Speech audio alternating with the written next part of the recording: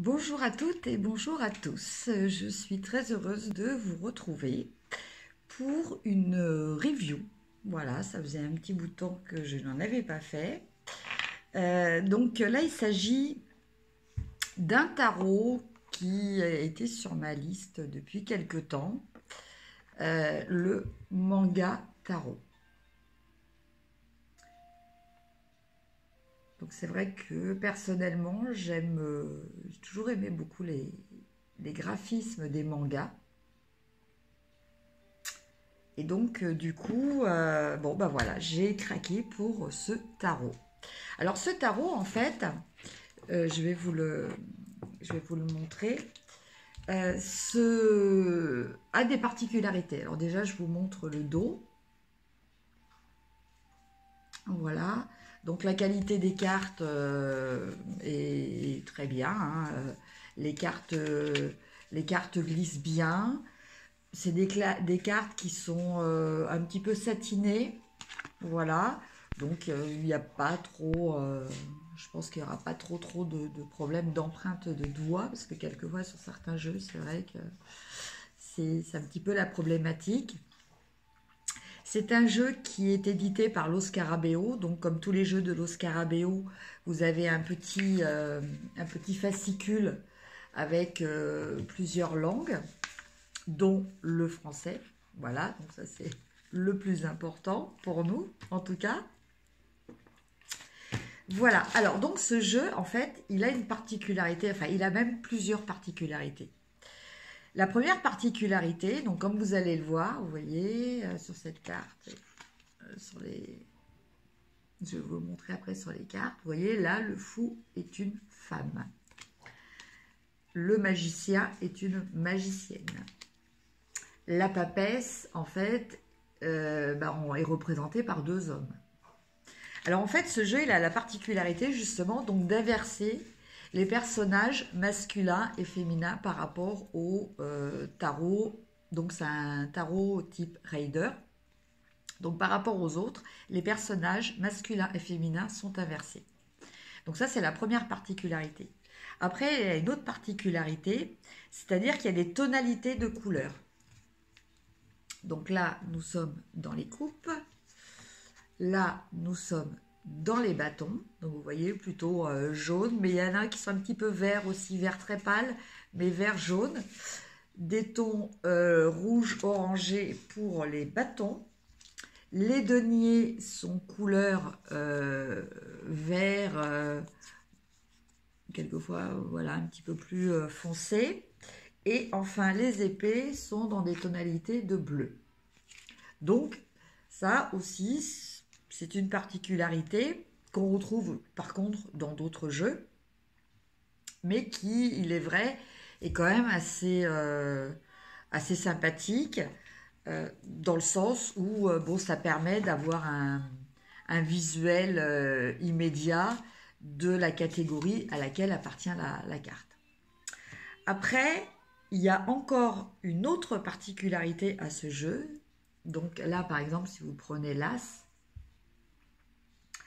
vous avez ce qui est décrit comme des glyphes, avec à chaque fois des idéogrammes qui représentent les saisons. Donc on a les 4 saisons. Et en fait, ces idéogrammes, donc sur les As, ils y sont tous. Sur certaines autres cartes aussi, que je vais vous montrer aussi. Mais sinon, en général, on n'en a qu'un. Et alors, cet idéogramme apporte un élément supplémentaire à l'interprétation de la carte, bien entendu, si l'on le souhaite, dans le sens où l'été, le printemps, correspond à tout ce qui est croissance, sommet, midi, maturité. Excusez-moi. Le printemps correspond à la naissance, le début, l'aube, l'adolescence. L'été correspond à la croissance, le sommet, le midi et la maturité. L'automne, le déclin, la stagnation, le coucher de soleil, la vieillesse. Et l'hiver, la mort, le minimum, la nuit et le silence. Voilà.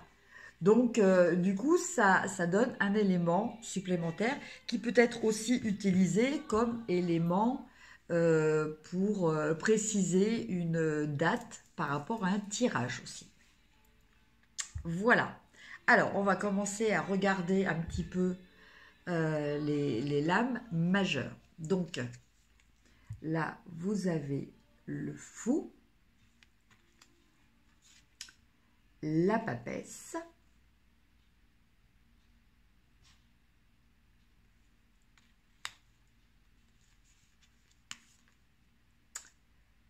le magicien, excusez-moi, le magicien.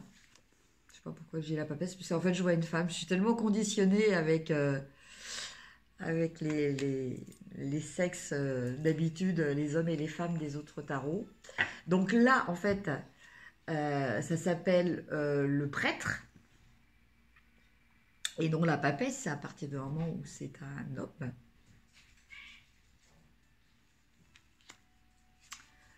L'empereur, par contre, est un homme, mais vous remarquerez que l'empereur a été mis en position 3, alors que d'habitude, il est en position 4.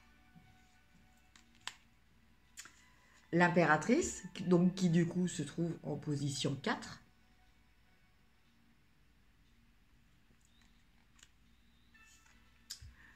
Donc là, on a la prêtresse. Voilà, donc qui remplace l'habituel pape. Les amants.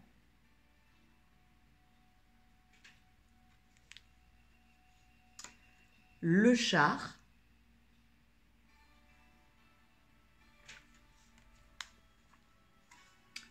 La justice. Donc là, vous voyez aussi, on a à nouveau aussi un personnage masculin.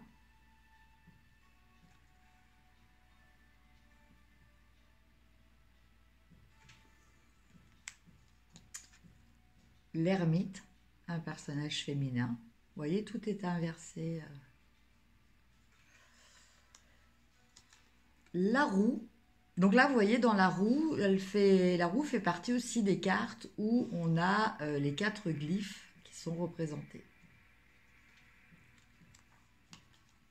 La force.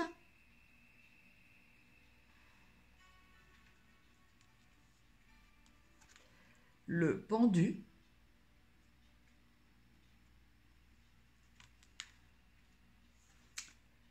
La mort.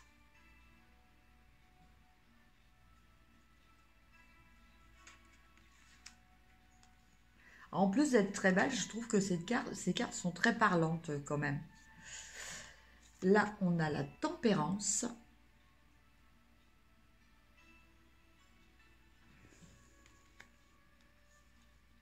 Là, on a le diable.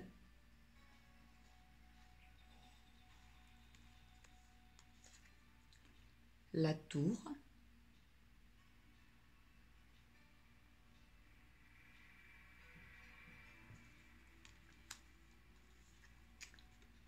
L'étoile. Donc pareil, remplacé par un personnage masculin. La lune.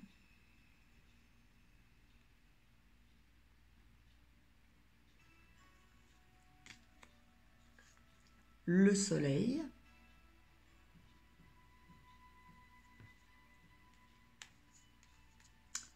Le jugement.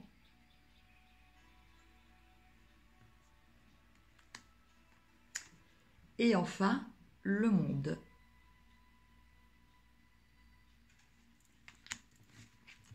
Donc voilà pour les arcanes majeures. Maintenant, on va passer aux arcanes mineures. Donc on va commencer par les épées. Donc l'as d'épée. Le 2 d'épée.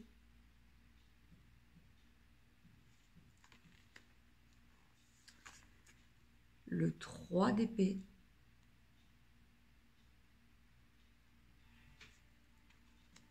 Donc on retrouve quand même bien toutes les symboliques qu'on retrouve dans le rider. Le 4 d'épée.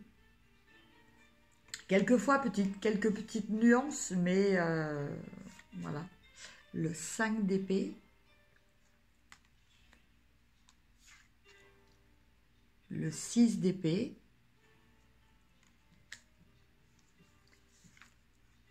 Le 7 d'épée.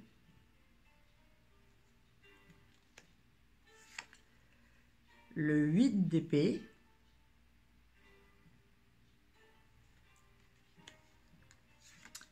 Le 9 d'épée.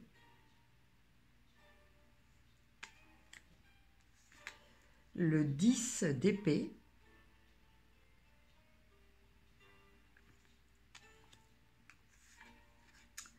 Alors, c'est pareil, dans les cartes de cours, certaines cartes sont inversées et l'ordre, du coup, enfin, l'ordre est inversé, on va dire plutôt. Enfin, je vais vous montrer. Là, on a le page d'épée. Donc là, on est bien avec un homme. Par contre, le cavalier, alors en fait, ça s'appelle le prince. Excusez-moi, ça ne s'appelle pas le page, ça s'appelle le prince. Le cavalier est la princesse d'épée.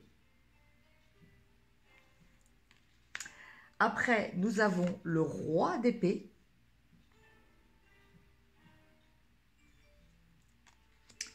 Et après, nous avons au final la reine d'épée. Alors en fait, les cartes sont inversées parce que l'interprétation là est inversée. C'est-à-dire qu'en général, avec les reines, dans le Rider-Waite traditionnel, on a une notion de représentation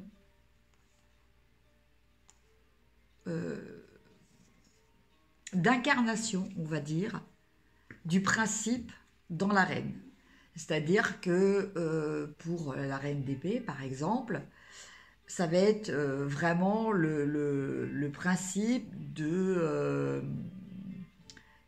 mental, de tout ramener au mental. Voilà. Ça va être la reine d'épée. Par contre, le roi d'épée, on atteint un stade de maîtrise du principe, donc là en l'occurrence pour les épées concernant le mental. Donc avec le roi d'épée, on a vraiment le contrôle. On a une notion qui nous indique que le personnage, enfin le personnage, en tout cas le consultant, si c'est lui ou la personne qui est désignée par cette carte, ou la situation, c'est comment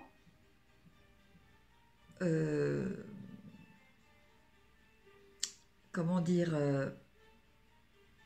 pas manipuler, mais si en quelque sorte, elle sait comment jouer, entre guillemets, utiliser ce principe dans différentes situations, avec différentes déclinaisons. Voilà, là on a vraiment la maîtrise totale du principe avec le roi. Alors que là, dans ces cartes, en fait, le roi représente plutôt, les rois représentent plutôt le principe actif, c'est-à-dire je fais, je réfléchis. Et les reines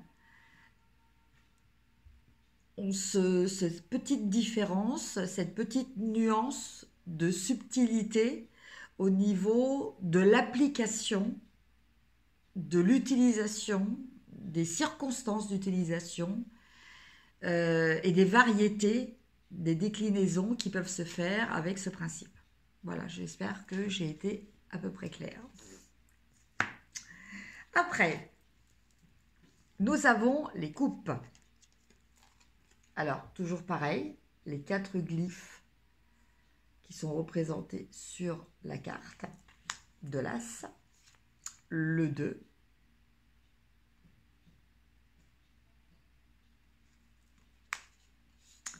le 3,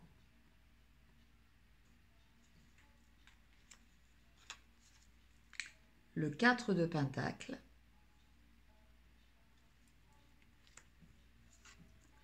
le 5 de Pentacle,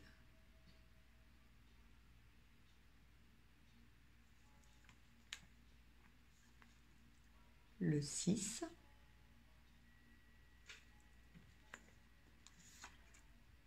le 7 de Pentacle, le 8,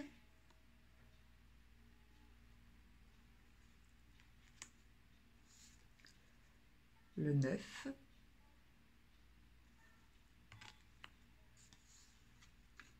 le 10,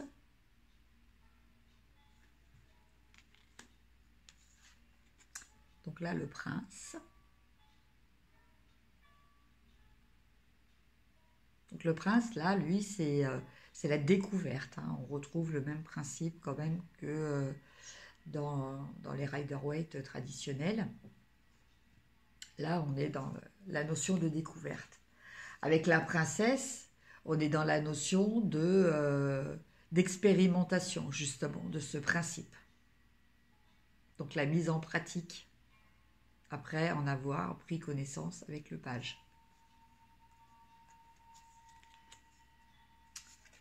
Le roi.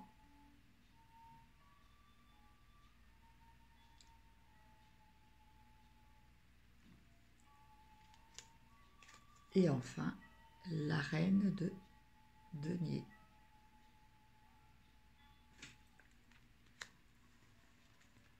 Voilà pour les deniers.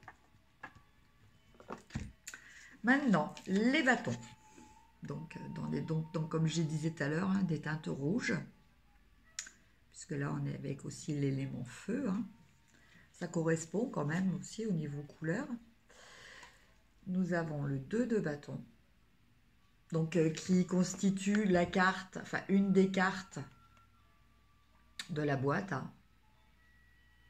L'autre boîte, c'est dans les épées. C'est le... Ah non, c'est la force, excusez-moi. C'est la force.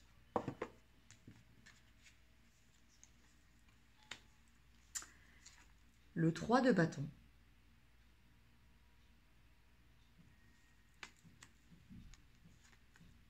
Le 4 de bâton.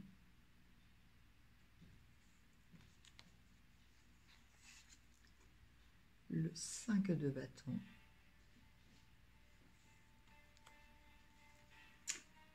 Le 6 de bâton.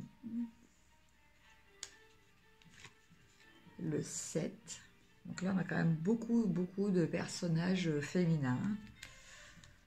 Le 8. Voire, depuis le début, en fait, on n'a même que des personnages féminins.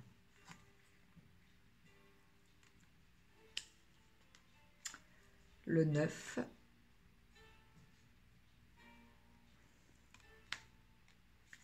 Le 10.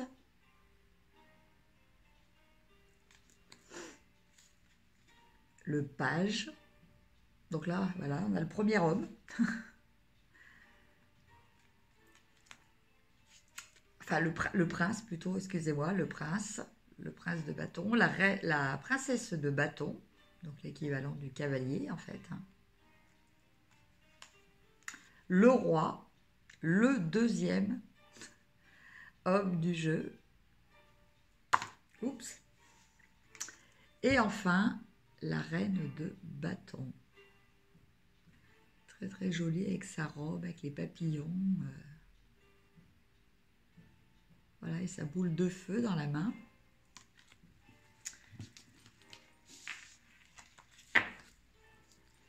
Et enfin, les coupes. Donc, l'as de coupe. Le 2 de coupe.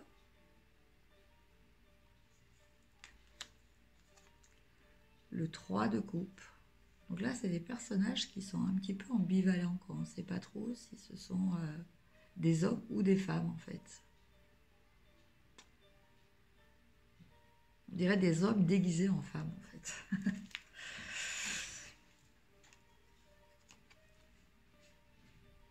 Le 4 de coupe. le 5 de coupe, le 6 de coupe, le 7 de coupe, le 8,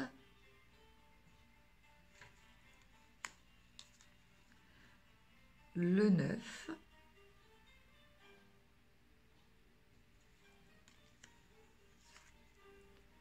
le 10,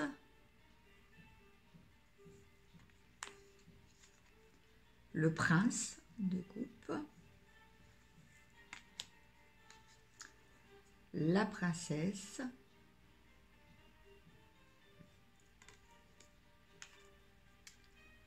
le roi,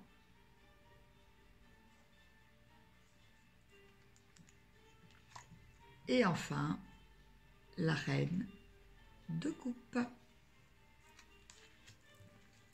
Voilà donc pour la présentation de ce jeu. Voilà, je ne sais pas si il vous plaît. En tout cas, moi, je sais que j'avais vu une review il y a déjà un petit bout de temps de Mystique. Et c'est vrai que je l'avais mis sur ma liste.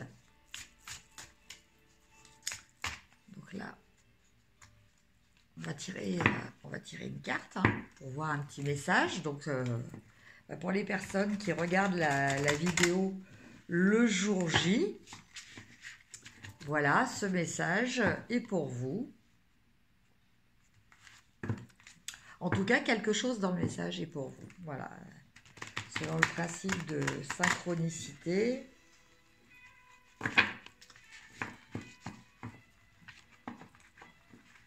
J'essaie de le mélanger parce que là, comme toutes les cartes étaient triées,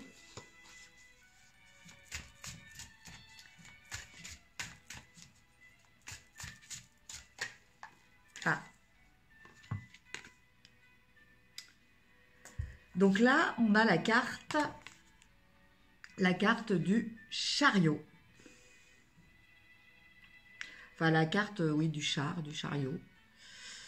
Donc, avec cette carte, on a donc une notion de victoire, de triomphe, de succès, de réussite. Donc, écoutez, une très belle carte pour vous qui êtes tombés sur cette présentation de jeu et qui, du coup, bénéficiez d'un message. Voilà. Alors par contre, là, il y a un petit message supplémentaire par rapport au rider traditionnel. C'est de faire attention quand même de garder une certaine déontologie dans la victoire, de ne pas trop le faire au détriment des autres. Parce que vous voyez, là, en fait, cet homme est porté, certes, mais bon, en fait, il est porté par des esclaves. Donc, voilà. Et alors, dans ce jeu, vous avez à chaque interprétation de carte, vous avez une petite phrase un petit peu dicton, un petit peu philosophique. Donc là, en l'occurrence, c'est « Rien n'est jamais tout à fait blanc, ni tout à fait noir ». Voilà, donc il faut apprendre voilà, à faire la part des choses, à ne pas être dans l'extrême, voilà, à être dans l'objectivité et la modération. Voilà, écoutez, j'espère que cette petite review vous aura fait plaisir. N'hésitez pas à me faire vos commentaires. Sur ce, je vous souhaite une excellente journée et je vous dis à très bientôt. Merci, au revoir.